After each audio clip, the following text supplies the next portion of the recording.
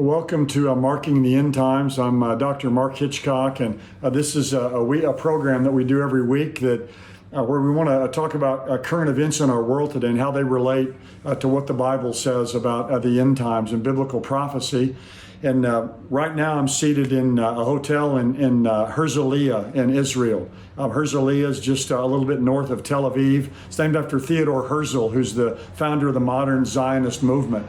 And here in our hotel, my wife Cheryl and I are leading 102 people on a tour. I'm here in the land of Israel. So I thought I would bring Marking the End Times this week from here in the land of Israel. And what I want to talk about today is something that's happening in Israel right now, the Feast of Purim.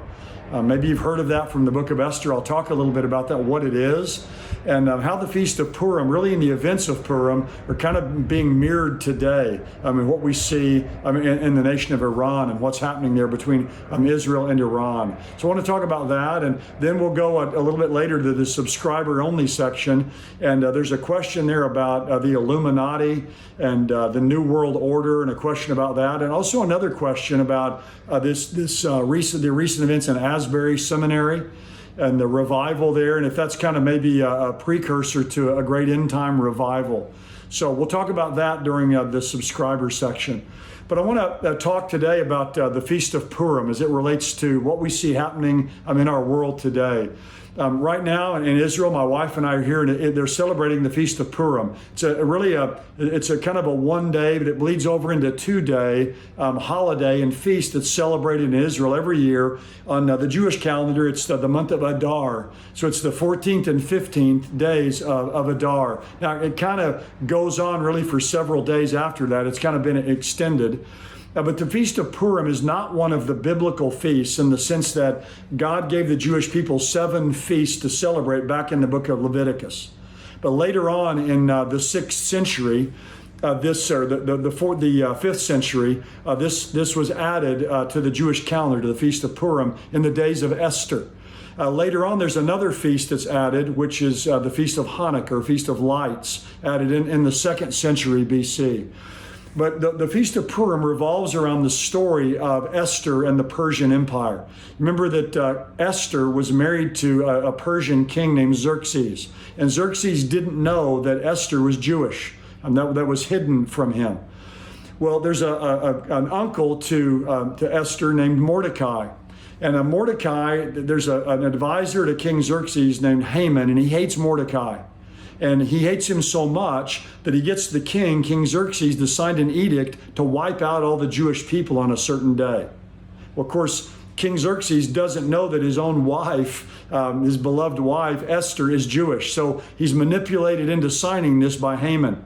Well, through this story, what God does is God, through his providence, turns the tables, and Haman has built a gallows for Mordecai to be hanged, and at the end of the story, Haman and his sons are hanged on that same gallows. So it's an incredible story of the turning of the tables and how God brought that about. And basically the story of Esther is a story about God's preservation of the Jewish people.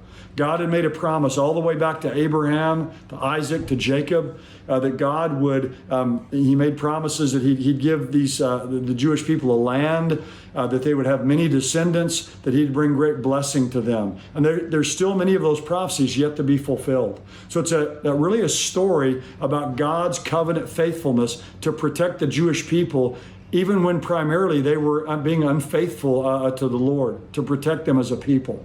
So during the Feast of Purim, one of the things that happens is the Jewish people dress up in costumes. And so we've been here in Israel the last 3 days, my wife and I, and Purim's been going on, and people are dressed up everywhere in costumes. And sometimes people will say, well, why do they dress up? Well, one of the reasons for that that's often given is that Esther's identity as a Hebrew person, as someone who was of the Jewish race, was disguised from King Xerxes. So many people think, well, her identity was disguised, so people put on disguises. Other people believe that as you go through the book of Esther, God is at work, but God's work is always behind the scenes. The name of God never appears in the book of Esther. God's clearly at work, but he's at work behind what we can see. So others will say, well, God is kind of disguised in the book. So they wear these disguises. Others will say, the time of Purim is a time of generosity and giving gifts. and so that people wear disguises so that someone who's poor won't feel embarrassed to ask for money, because if they have on a disguise, no one will know who they are. We don't know really the exact reason, but they wear these disguises during this time. But again, this is this time period back when the Jewish people were under the rule of the Persians. Remember, they'd been taken into captivity by the Babylonians.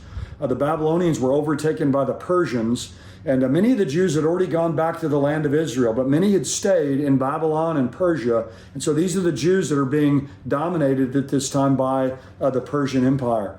But it's the great story of deliverance, the deliverance of God's people, how he came on their behalf to deliver them from really certain death at the hands of the Persian Empire. Well, the reason I say all of that is we're here in Israel, Purim's being celebrated, and just this last week, the Prime Minister of Israel, Benjamin Netanyahu, made a reference to Purim and Iran.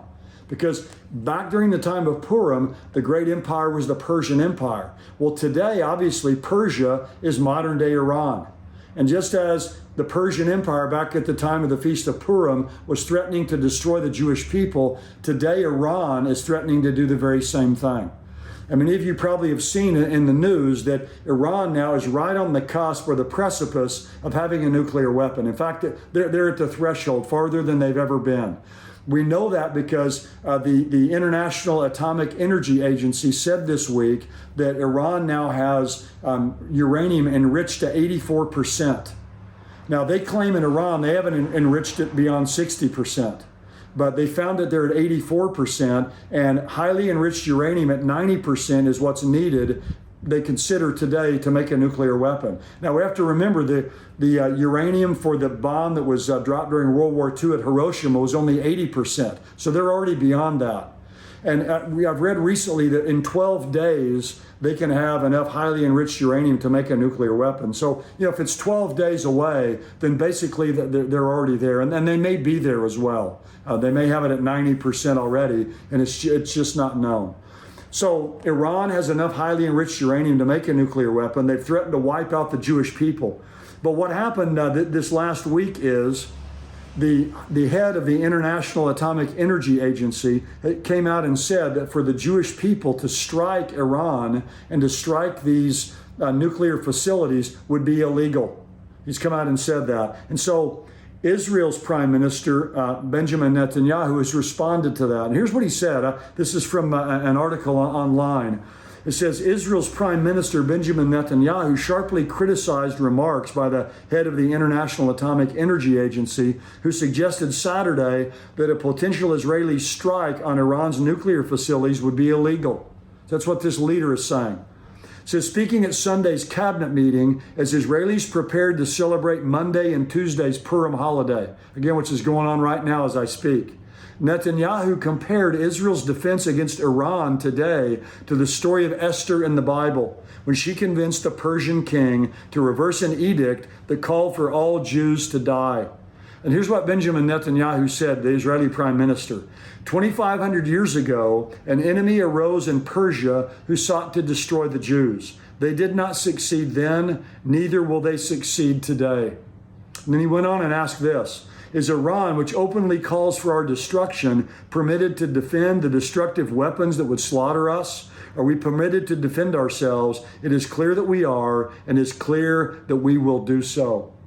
So it's kind of, again, we've kind of come full circle. It's back again to this Persian Empire that wants to wipe out the Jewish people.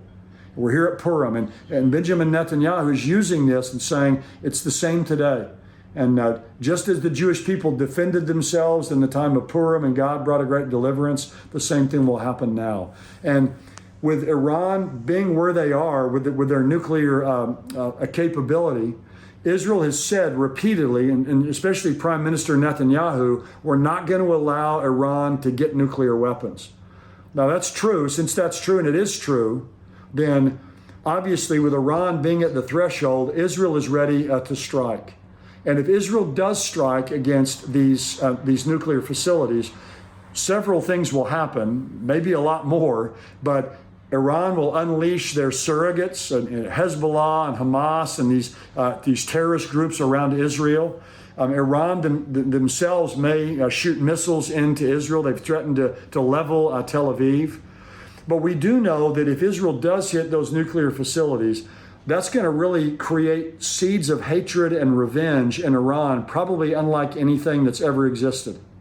And that could easily be the seeds that are sown there that later then will cause Iran and Russia to join together this Gog-Magog invasion in Ezekiel 38 and invade the land of Israel. So what we see happening today is the beginning of that.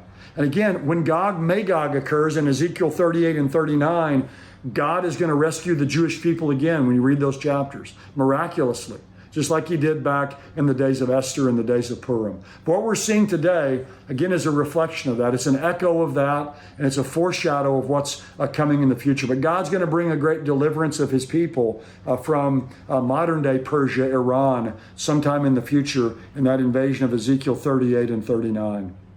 Well, thank you so much for watching. We're going to go now into the subscriber-only section, where I'm going to answer a question about the Illuminati, about the New World Order, and also just a question about this revival that's taken place at Asbury in Kentucky. And does that have end-time implications? So as always, again, thank you for joining us. And we're going to go now to the subscriber-only section.